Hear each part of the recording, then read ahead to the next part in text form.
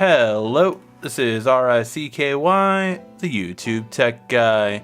Hey guys, so today we are bringing you the new Moto Mod review, and that is for the Motorola gamepad for the Moto Z2 or Moto Z series.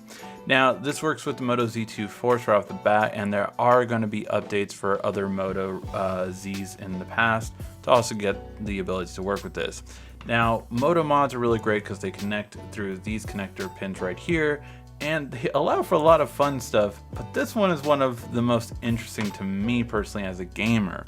I don't play certain games or use certain emulators on my phone simply because it's not worth it if you don't have a Bluetooth controller, but now I can actually have a kind of Nintendo Switch kind of experience. And that's what I hope to get out of this, so let's first unbox it. And I'm going to test out just like a simple, probably a Super Nintendo emulator, and then I want you guys to let me know what games. I'm thinking of 4 games I should do for a full review of this. So let's see, what do we have here? We have like a strap so that we don't lose it, and some paperwork. And then this is the actual mod. So has concaved sticks. Oh, that is really interesting. Okay, so it actually has an L1, L2, R2, and R1 clicks, so it has front and back, and they are actually different looking. Ooh, love that logo in the back. That's just sexy. All right, so overall, and we have the speakers vent, we have a home button, a start. I think this should be good. I wish the buttons would be a little bit bigger, I won't lie on that. And same with the select and start, these are tiny. I think they had the space to make the buttons bigger, but I'm not sure if it's more of a sensor thing. So let's see how it goes on here. So it's a magnetic connection. And let's see.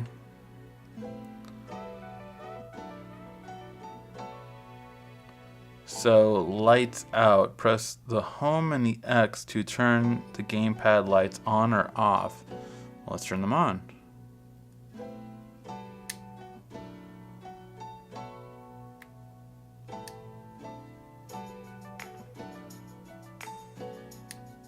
Just press it or turn or hold it.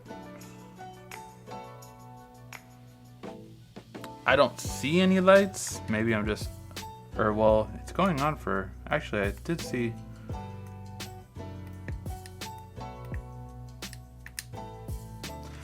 Okay, I'll see if it, first let's see if there is an update to it. Home plus X buttons to turn them on and off, yeah. All right. So you do need the actual app for it to work, it looks like.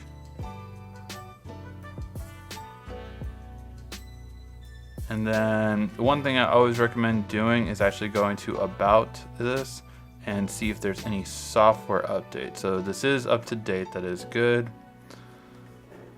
And then let's see. So I'm curious if you can only get certain games that work for it. Like, is it only these, or can I get games outside of this?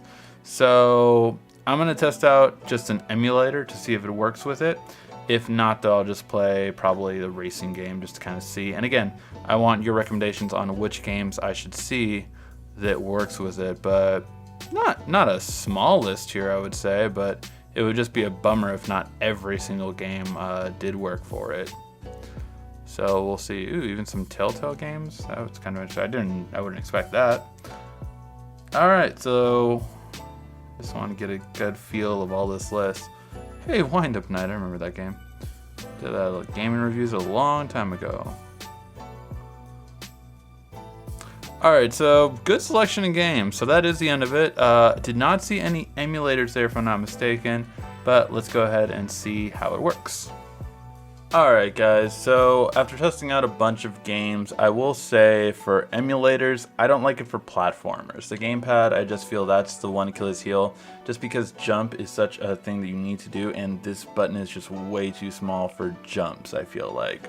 However, in cases of fighting games, for instance, or any other games, it does pretty well overall when it comes to that. You can really just have fun, and the joystick or the D-pad work well, so you can just do that and try not to get beat. Hey, leave me alone, it's hard from this angle. So yeah, so you have that ability to just simple and easy when it comes to, I think, fighting games is the most thing. Also driving games like Mario Kart's fine, but overall it's going to be the best with fighting games and other kind of games, such as simple regular games as Jetpack Joyride. Well, that only taps one button most of the time and you're moving, so not that much of a difficulty. First person shooter games really do benefit because of the back button over here. So I do not like the placement of the L1 and R1, but the L2 and R2 feel great. So if you can map games, I would just recommend using that more often than the front ones. Crazy Taxi, again, driving games, simple and easy. I feel that those are going to be the easiest. Overall, with the gamepad, as we did see, there are a lot of games for it. So just know that I would say platformers is probably not what you're going to want to go with this, but everything else seemed to work very well. Hopefully you did like this unboxing and review. Let me know what your thoughts are or what other gamepads I should maybe check out for mobile. Thank you as always for watching. This has been RICKY, the YouTube Tech Guy. Thank you for watching our video. If you liked it, why don't you go ahead and subscribe up there. Make sure you follow us on social media right here. And of course, check out our latest video up there. And right down here, you're going to find the perfect video for you. Or at least that's what YouTube tells me. Thanks again.